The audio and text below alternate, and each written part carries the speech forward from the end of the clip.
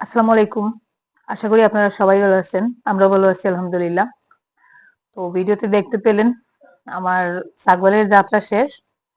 গতদিন আমার ছাগলের বিষয়ে ভিডিওতে কথা বলায় তো একটা কমেন্ট আসছে যে সবসময় তুমি মানুষের থেকে সিম্প্যাথি নেওয়ার চেষ্টা করো। তোমার একটার পর একটা বিপদ।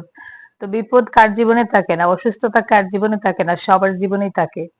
তো আমি যেহেতু সোশ্যাল মিডিয়ায় কাজ করি, আমি না, আমরা যারা সোশ্যাল মিডিয়ায় কাজ করি, তো লাইফস্টাইল ভিডিও শেয়ার করি। লাইফস্টাইল ভিডিও শেয়ার করতে গেলে লাইফে যে শুধু সুখের বিষয়গুলো শেয়ার করা হয় এমনটা না, দুঃখের বিষয়গুলো শেয়ার করতে হয়।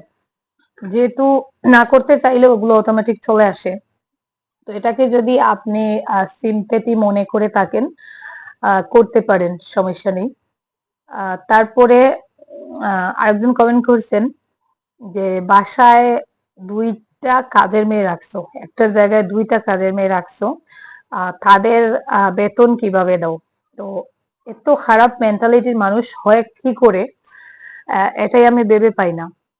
যিনি এরকম কমেন্ট করছেন, আহ, যদিও আমি এটা নিয়ে কৈফিয়ত দিতে বাধ্য না। আমি আগে অনেকবার বলছি আমার বাসায় যে ২ জন আছে, শিফা, রাহিলা, তো ওরা কিভাবে আছে সেটা আমি অনেকবার বলছি। এটা আর বা নতুন করে বলার কোনো প্রয়োজন আমি মনে করতেছি না। কারণ একজনকে আমি ছোটবেলা থেকে এনে পালছি। ওকে মেয়ের মতন করে রাখছি। ওকে এগ্রিমেন্ট করে আমরা একেবারে নিয়ে আসছি। ওকে বিয়ে দিব। পড়াশোনা করাবো, বিয়ে দিব। তারপরে যতদিন বাঁচবে ওর খোঁজ খবর নিব। মানে বাবা-মায়ের দায়িত্ব যেভাবে পালন করতে হয় সেভাবেই করব। সুতরাং ওকে বেতন দেওয়ার কোনো প্রশ্নই আসে না। বাকি রইল রাহেলা। তো ও জাস্ট আমার বাসায় খাওয়া দাওয়া করতেছে আর আমি ওকে কিছু কাপড় চোপড় দিচ্ছি। এর বাইরে আর কিছু না, মানে ওর যেগুলো খরচ আর কি, ওগুলোই আমি বহন করে যাচ্ছি। আমাদের স্কুল আছে নিজের, তো ওর পড়াশোনারও খরচ আমাদেরকে সেরকম করে কিছু দিতেই হয় না। আমাদের স্কুল, আমাদেরই সবকিছু। তো ওখানেই ও পড়াশোনা করে। ও একটা এতিম মেয়ে। ওর বাবা নেই। ওর মা পড়াশোনার খরচ চালাতে পারেন না। ওর মা নিজে সিমেন্ট মিস্ত্রির সাথে এই যে যোগালির কাজ করেন, অনেক সময় করে কোনো মতে। ওর ছোট একটা বোন আছে, তো ওদেরকে নিয়ে কোনো মতে সংসার চালাতেন। তো আমাদের যেহেতু স্কুল আছে, ওই স্কুলের সুবাদে অনেকে আমার বাড়িতে নিজের বাচ্চাদেরকে দিতে চায়। এতিম বাচ্চা যারা পড়াশোনা করাতে পারতেছে না, তারা শুধুমাত্র ওই অনেকে আছে যারা একটা বাচ্চা খুঁজে পায় না। আর আমার এখানে মানুষ কেন দিতে চায়? শুধুমাত্র ওই স্কুলটার কারণে। যেহেতু ওখানে দিলে মানে ও ফ্রি ভাবে পড়াশোনা করতে পারবে। একটা ইংলিশ মিডিয়াম স্কুলে চাইলেও অনেকে নিজের টাকা পয়সা থাকা সত্ত্বেও দেখা যায় বাচ্চাদেরকে পড়াতে পারে না। তো ওই জন্যই আমার বাড়িতে অনেকেই বাচ্চা দেয়, যারা অসহায় তারা দেয়। যাদের তো সামর্থ্য আছে তারা কখনো দিবে না। তো একটা অসহায় এতিম মেয়ে, শিখার কথা আমি ছেড়ে দিলাম, ও তো এখন আরিয়ান যেভাবে ও ওভাবে আছে। তো বাকি রইল ওর কথা। তো একটা এতিম অসহায় মেয়ে আমার বাসায় থেকে জাস্ট খাওয়া দাওয়া করতেছে আমাকে, সেই যেহেতু আমার বাসায় আসছে কাজেও হেল্প করে আর পড়াশোনা করতেছে। ওর কাপড় চোপড় খাওয়া দাওয়ার খরচটা জাস্ট আমি বহন করতেছি। এর বাইরে যে ওর মাকে আমি বেতন দেই এরকম কিছু না, যেটা আমি আগেও বলছি আবারও বলতেছি। তো তারপরেও যারা এরকম কমেন্ট করেন, কাজের মেয়ে বলে সম্বোধন করেন, আমি কিন্তু কখনো ওদেরকে কাজের মেয়ে বলি না। শিফাকে তো বলি না, রাহিলাকেও বলি না। ও আমাকে আপা ডাকে। আহ আমিও বোনের মতন ওকে দেখি। জাস্ট এতটুকুই। ২ টা এতিম অসহায় মেয়ে আমি আমার বাসায় রেখে আমার কাঁধের উপর ওদের দায়িত্ব নিয়ে পালতেছি, ওদের পড়াশোনার দায়িত্ব নিয়েছি। এটা কি আপনি পারবেন? আপনার নিজেকে একবার প্রশ্ন করবেন যে আমি যেটা পারতেছি আপনি কি সেটা পারবেন? আমি তো ভিখারি। আমার টাকা পয়সার প্রয়োজন হলে আমি ভিউয়ার্সদের কাছে হাত পাতি। সেই হিসাবে আপনার চোখে আমি ভিখারি। আমি একজন ভিখারি হয়ে মানে যেটুকু দম দেখাতে পারতেছি, ২ টা আহ এতিম, এতিম তাদের বাবা নেই, খুব অসহায় ২ টা পরিবারের মেয়ে আমার বাসায় রেখে আমি নিজের বাচ্চাদের মতন করে ওদেরকে ভালোবেসে আগলে রেখেছি, ওদের দায়িত্ব নিয়েছি, ওদেরকে পালতেছি। আপনার হয়তো অনেক টাকা আছে, আপনি অনেক বড় লোক, তো আমার মতন এই দমটাও, এই এতটুকু দম আপনি কি দেখাতে পারবেন? এরকম দুইটা মেয়ে আপনি এনে মানে পালেন, তারপরে আমাকে দেখান যে আপনি এই দমটা দেখাতে পারেন। আর ওদের চালচলন, পোশাক আশাক এসব দেখে কি আপনার মনে হয় ওরা আমার বাসার কাজের মেয়ে? আমি ওদেরকে কি কাজের মেয়েদের মতন করে রাখছি? একটা বাড়িতে, নিজের বাবা মায়ের বাড়িতে যেভাবে বাচ্চা কাচ্চা মানুষ হয়, যেভাবে স্বাধীনতা পায়, যেভাবে চলাফেরা করে, যেভাবে হাত লাগিয়ে খাবার দাবার খায়, আমি কিন্তু তাদেরকে ওইভাবেই রাখছি। তো এতটুকুই মহানুভবতা আপনি আপনার বেলায় দেখাতে পারবেন বলে আমার মনে হয় না। আর আমি যদি এতটাও খারাপ মানুষ হতাম, তাহলে ওরা কিন্তু কেউ আমার বাড়িতে থাকতো না। ওরাও আমি খারাপ এটা বুঝতো। ওরা সুন্দরভাবে নিজে স্বাধীনভাবে চলাফেরা করে, আমাকে নিজে থেকেই কাজে হেল্প করে। এতটুকু আমার বাসায় কি এমন কাজ, দুইজন কাজের মানুষ রেখে দিব, দুইজন কাজের মানুষকে টাকা দিয়ে রাখবো, এতটাও বড় লোক আমি হয়ে যাইনি। তবে আমার কলিজাটা অনেক বড়। আমি আশেপাশের মানুষের দুঃখ দরদ দেখলে আমার কলিজা মানে হৃদয়টা কাঁদে। আমি চেষ্টা করি মানুষকে হেল্প করার, আমার থেকে যাতে মানুষ একটু, যদি মনে করি আমি উপকৃত হয়, তাহলে আমি তাদেরকে সেই সুযোগটা দেওয়ার চেষ্টা করি, তাদের পাশে দাঁড়ানোর চেষ্টা করি। এতটুকুই। এত ছোট ছোট দুইটা মেয়ে, আপনি একজন মেয়ে, তারপরেও এত ছোট ছোট দুইটা মেয়ে যাদেরকে আপনি কাজের মেয়ে বলে সম্বোধন করতেছেন, তো এখানেই আপনি আপনার মানসিকতার প্রমাণ দিয়ে দিয়েছেন। এর থেকে বেশি কিছু বলা লাগবে না আশা করি। আর ওই কমেন্টে আরো তিন চারটা লাইক করছে, ওই কমেন্টে যারা এই লাইক গুলো দিয়েছেন, আপনারাও কিন্তু ওই কমেন্টকারীর থেকে ব্যতিক্রম না। আশা করি বুঝতে পারতেছেন, যারা এই লাইক গুলো দিয়েছেন মানে ওই কমেন্টকে সাপোর্ট করছেন বলেই লাইক দিয়েছেন। তো আপনারাও আপনাদের মানসিকতার পরিচয় দিয়ে দিয়েছেন। বাকি রইল আরেকটা কথা, গত পরশুদিন যে ভিডিওটা শেয়ার করেছিলাম, ওই ভিডিওতে নুরুন নাহার খালিক বলে আরেকজন আপু, না ভাইয়া আমি আসলে ঠিক জানি না, মনে হয় আপু, তো উনি কখনো আমাকে নেগেটিভ কমেন্ট করেন না, যদিও এটাও নেগেটিভ কমেন্ট হিসাবে আমি ধরে নিচ্ছি না। তো উনি তো সবসময় ভালো কমেন্টই করেন। উনি বলছেন যে এতজন ছেলে থাকা সত্ত্বেও তোমার মায়ের দায়িত্ব তুমি কেন নিবে? তো এই বিষয়টা আমি কখনো সোশ্যাল মিডিয়ায় বলিনি, আজকে বাধ্য হয়ে যেহেতু কথা আসছে বলতেছি। আমি কখনো বলিনি, কারণ আমার ভাইরা যারা আছে তাদের শুনে খারাপ লাগবে। তো যেটা সত্যি সেটা হচ্ছে, আমার মায়ের যা আছে, আমরা মেয়ে আর কি, তো আমার মায়ের আপন আর কি, একেবারে পেটের কোনো ছেলে নেই। আমাদের আপন একেবারে মায়ের পেটের কোনো ভাই নেই। যারা আছেন তাদেরকে আমরা ছোটবেলা থেকে ভাই মনে করে আসছি, তাদের কাছ থেকে কখনো অনাদর পাইনি। যেটা হয়তো আমার বাবার বাড়িতে যাওয়া আসা, ব্যবহার, ভাই ভাবি এদের ব্যবহার দেখলেই আপনারা বুঝতে পারবেন। ছোটবেলা তো বুঝতামই না যে ওরা আমার মায়ের পেটের ভাই না। তারপরে বড় হয়ে যখন বুঝছি, আশেপাশের মানুষের কাছ থেকে শুনছি, বুঝি, কিন্তু ব্যবহারে ওটা প্রমাণ কখনো পাই না। ছোটবেলা এসব বললে, কেউ বললে রাগ করতাম। তো বড় হয়ে যখন বুঝেছি, তো এখন বুঝি, কিন্তু তাদের ব্যবহারে কখনো ওটা মনে হয় না যে আমরা ওদের সৎ বোন। তো তারপরেও আমার মায়ের যেহেতু ছেলে নেই, তো মায়ের দায়িত্বটা মানে আমার মা ছোটবেলা থেকেই বলতেন যে আমি উনার ছেলে, তো আমি মায়ের ওই ছেলের দায়িত্বটা পালন করে যাই। এতটুকুই। আমার ভাইরা কেউ এত বড় লোক না, ওরা দিন আনে দিন খায়, চাষাবাস চাষবাস করে, কাজ টাজ করে খায়, যেটা আপনারা ভিডিওর মাধ্যমে হয়তো বুঝতে পারছেন। তো তাদের পরিবার আছে, সংসার আছে, বাচ্চা কাচ্চা আছে, তাদের সবাই নিয়ে তারা ব্যস্ত। আমার মায়ের যে খাবার দাবারের কোনো অভাব হচ্ছে বা কোনো কাপড় চোপড়ের অভাব হচ্ছে এমনটা না। তো যখন বড় কোনো অসুখ হয়, তো ওরা যে দেখে না বা ওষুধ করে না এমনটা না। তারপরেও আহ কি বলবো, মার যেহেতু ছেলে নেই, আমি মায়ের ছেলের দায়িত্ব পালন করি। মাকে তো আর ফেলে দিতে পারবো না। আর আল্লাহ যে বলছেন শুধু ছেলেদের উপরে মা বাবার দায়িত্ব থাকে এমনটা না, মেয়েদের উপরেও থাকে। আর ও যে একটা কথা আছে, যারা বুঝে তারাই মানে সবার দুঃখ নিয়ে চিন্তা করে সবার কথা ভাবে, তারাই জীবনে সুখী থাকতে পারে না। তো বাস্তবে মনে করেন আমি এরকমই একজন মানুষ। আমি শুধু নিজেকে নিয়ে আহ নিজের ভালো, নিজের সুখ এগুলো নিয়ে আমি কখনো মানে সন্তুষ্ট থাকতে পারি না। আমার আশেপাশের মানুষগুলোর প্রতি আমার মায়া হয়, দুঃখ হয়। তো ওই জন্য আমি সবার কথা ভাবি। আমি নিজের কাঁধে নিয়ে নিজের আহ গাম জড়িয়ে হলেও মানে তাদের দিকটা ভাবার চেষ্টা করি। তো এটা যদি আমার দোষ হয় তাহলে দোষের। আর আমার মা বাবা নেই, আমি যতদিন বাঁচবো ইনশাল্লাহ, যদি আমার শরীরের শেষ রক্তবিন্দু বিক্রি করে যদি প্রয়োজন হয়, আমার শুধু মা না আমার বাবাকেও দেখি আমি যতটুকু পারি।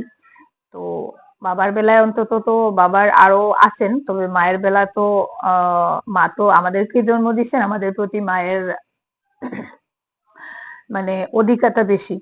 তো মায়ের যেহেতু ছেলে নেই, খারাপ লাগবে হয়তো আমার ভাইদের ভিডিওটা শুনলে, কিন্তু এমন একটা পরিস্থিতিতে আসছি মানে রিপ্লাইটা না দিয়ে পারলাম না। আর যাতে আপনারাও ভবিষ্যতে এরকম কোনো প্রশ্ন না করেন, সেজন্য আমি এই বিষয়টা নিয়ে আর কি বলতে বাধ্য হচ্ছি। তো যাই হোক, মা এক দুই মা হলে কি হলো, বাবা তো একজনই। আর ওদের ব্যবহার থেকে কখনো আমরা আমাদের বাইনা যে আমার মায়ের পেটের বাইনা এটা কখনো বুঝতে পারিনি। আমরা যখন যাই ওরা যথেষ্ট আদর আপ্যায়ন করে ওদের মতন করে। এটা আসলে অনেক আপন ভাইয়েরাও করে না, আমি বাস্তব জীবনে যেটা দেখতেছি, অনেক আপন ভাইয়েরাও আপন ভাইদের বাড়িতেও বোনরা যাওয়ার সাহস পায় না, গেলে একবেলা খাবার পায় না, এরকম দেখছি আমি। তো আমার ভাইরা কিন্তু ওরকম না, খুবই ভালো। তারপরেও ওদের কাঁধে যে সবকিছু চাপিয়ে দিব, এটা আসলে আমাদেরই বিবেকে বাধে। ওর জন্যই আর কি, ওদের যদি থাকতো বেশি বেশি থাকতো তাহলে একটা কথা ছিল। ওরাই কোনো মতে আহ ওদের যে এত অটল টাকা পয়সা এরকম নয়। তো ওরাই ওদের সংসার টানতেই হিমশিম খাচ্ছে। যেখানে আমি আমার মায়ের যদি একটু দায়িত্ব নেই, সেটা যদি আপনাদের চোখে দোষের হয়ে কারো চোখে দোষের হয় হয়তো দোষী, কিন্তু আমি আসলে স্বার্থপর হয়ে থাকতে পারি না। দুনিয়াতে যারা স্বার্থপর শুধু নিজের দিকটা নিয়ে ভাবে, আর কেউ মরে গেল কি বেঁচে বাঁচলো, কেউ আমি পেট ভরে খেলাম, আমার আশেপাশে সবাই ক্ষুধার্ত কিনা, মানে ওরা খেয়েছে কি খায়নি এটা নিয়ে যারা মাথা ব্যথা করে না, তারাই একমাত্র জীবনে সুখী থাকতে পারে। আমার জীবনে এত সমস্যার কারণ এটাই, আমি নিজেকে নিয়ে মানে নিজেকে নিয়ে স্বার্থপর হতে পারি না। আমার সবার দিকে নজর থাকে। প্রয়োজন হলে নিজে একবেলা না খাইয়ে আমার ওই খাবারটা অন্য কাউকে দিয়ে দেবো যদি দেখি আমার আশেপাশের কেউ বা আমার আপনজন কেউ না খেয়ে আছে। তো আমি ওই ধরনেরই, আমাকে যারা কাছ থেকে আমার আপনজন যারা সবাই চিনেন। আমি এমনকি আমার নানিকেও আমি দেখার চেষ্টা করতাম। আমার নানি আমাকে এত বেশি ভালোবাসতেন। উম উনার আমার নানির 5 মেয়ে ছিলেন, 5 মেয়ের গড়ে 4-5 জন 6 জন করে নাতি নাতনিরা ছিলেন। তারপরেও আমার নানি আমাকে এত বেশি ভালোবাসতেন। মানে আমার নানি যখন মারা যাবেন কিছুদিন আগ থেকে, যখন উনি অসুস্থ হয়ে বিছানায় ছিলেন, তখন সবসময় শুধু আমার নাম জপতেন, যে ও এলো না কেন, ও কি আসবে। মানে আমি যখন যেতাম, বয়স্ক লোক মানুষ যখন হয়ে যায়, খাবার দাবারের প্রতি তখন একটা মানে বাচ্চাদের মতন আচরণ হয়ে যায়, যে ওটা খাবো এটা খাবো। তো আমি বেছে বেছে ওই জিনিসগুলো আমার সাধ্য অনুযায়ী আমি নিয়ে যেতাম মাঝে মধ্যে, যেটা আপনারা ভিডিওতে দেখছেন। তো আমার মামা তো গরিব মানুষ, উনি হয়তো উনার নানির সব চাহিদা পূর্ণ করতে পারতেন না। তো ওই জন্য আমার নানি মানে যখন মারা গেছেন তখন আমার নাম জপতেন, মানে মারা যাওয়ার কিছুক্ষণ আগ পর্যন্ত আমার নানি আমাকে দেখার জন্য ছটফট করছেন, আমার নাম জপেছেন সব সময়, আমার নাম জপতেন। মানে সজনা, আমার নাম তো সাজনা, তো ও কি এখনো আসে নাই, ও কখন আসবে কখন আসবে, মানে এইসব বলতেন। তো যাই হোক, নিজের সম্পর্কে আসলে নিজেই তারিফ করতে চাচ্ছি না, তবে কথা প্রসঙ্গে আর কি এই কথাগুলো বললাম। তো যাই হোক, বেশি কিছু বলবো না। আরো একটা দুইটা কমেন্ট আসছে, যেটা হচ্ছে টাকা সেভ করতে পারো না অথচ প্রাইভেট গাড়ি নিয়ে চলাফেরা করো। মানে এই যে আমরা গুয়াহাটিতে এবার প্রাইভেট গাড়ি নিয়ে গিয়েছিলাম, ওটার প্রসঙ্গে মনে হয় এই কথাটা আসছে।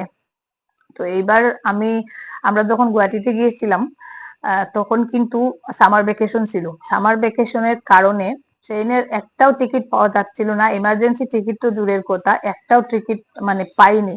আর যে টিকিট গুলো পেয়েছিলাম এসি একেবারে ফার্স্ট ক্লাসের টিকিট, যেগুলো ওগুলোর দাম অনেক বেশি ছিল। তো সবকিছু মিলিয়ে আমি দেখছি, মানে আমরা গাড়ি নিয়ে যতটা টাকা দিছি, মাত্র তেলের খরচটা দিছি, আর আরো 3,000 না 4,000 টাকা আর কি ড্রাইভারকে দিয়েছি জাস্ট ওর হাজিরা হিসাবে। এই টাকার থেকে বেশি টাকা খরচ হতো আমরা যদি ট্রেনে যেতাম। বর্তমানেও আমি দেখছি আমাদের এখান থেকে ট্রেন ধরতে গেলে বদরপুরে গিয়ে ধরতে হয়, ওখানে একটা গাড়ি নিয়ে গেলে 1500, আসতে 1500, আবার ট্রেন ভাড়া, আবার ওখানে গিয়ে হসপিটালে সব সময় যাতায়াতের খরচ, তো ওইসব মিলিয়ে ট্রেনের ভাড়া সমান হয়ে যায়। তো ওই জন্যই আমরা গিয়েছি। আর মাঝে মধ্যে হয়তো আশেপাশে কোথাও একটু ঘুরতে যাই।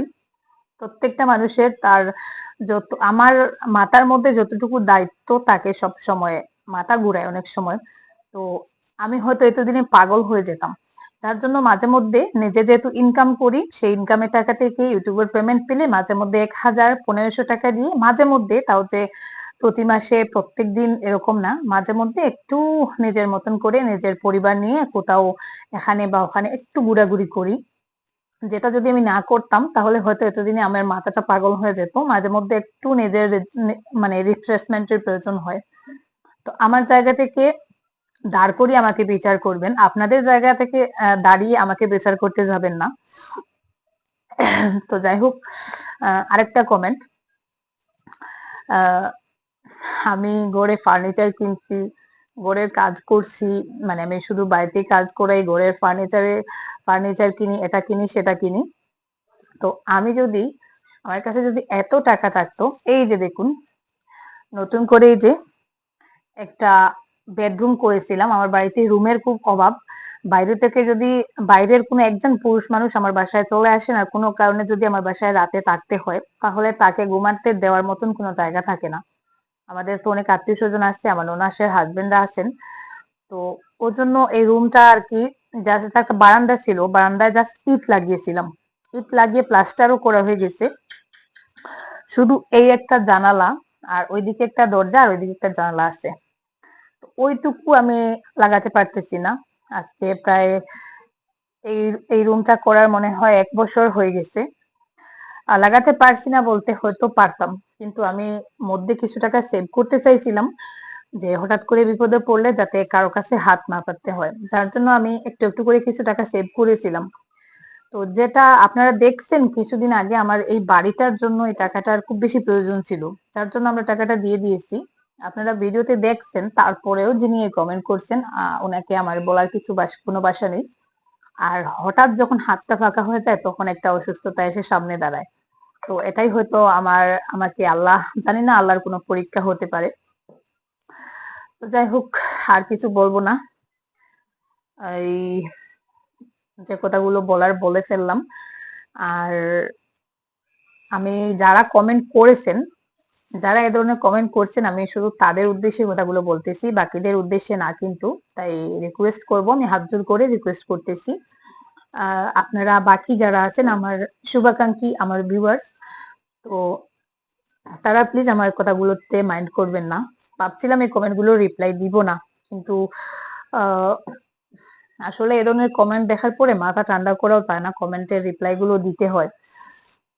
বিশেষ করে এই কথাগুলো এই জন্য বললাম আমার ওই মায়ের বিষয়টা নিয়ে গতকালকে ওই কমেন্টটা আসায়। তো যাই হোক, ওটা কোনো নেগেটিভ মাইন্ডে আমি এই কথাগুলো বলি নাই, জাস্ট আমার সমস্যাটা আমি বুঝিয়েছি আপনাদেরকে। তো ওই আপু কখনো, নুরুন্নাহার খালিক যে আপু, উনি কখনো বাজে কমেন্ট করেন না, ওনার হয়তো মনে প্রশ্ন জাগছে তাই উনি প্রশ্নটা করেছেন। আর যারা ওই যে দুইটা এতিম বাচ্চাকে নিয়ে খারাপ কথাগুলো বলছেন, আমি বেশ কয়েকদিন থেকে এই কমেন্টটা লক্ষ্য করতেছি, যার জন্য আজকে এই কথাগুলো আমি বললাম। তো যাই হোক, সবাই ভালো থাকুন, সুস্থ থাকুন, দেখা হবে কোনো নতুন ভিডিওতে। আল্লাহ হাফিজ, আসসালামু আলাইকুম।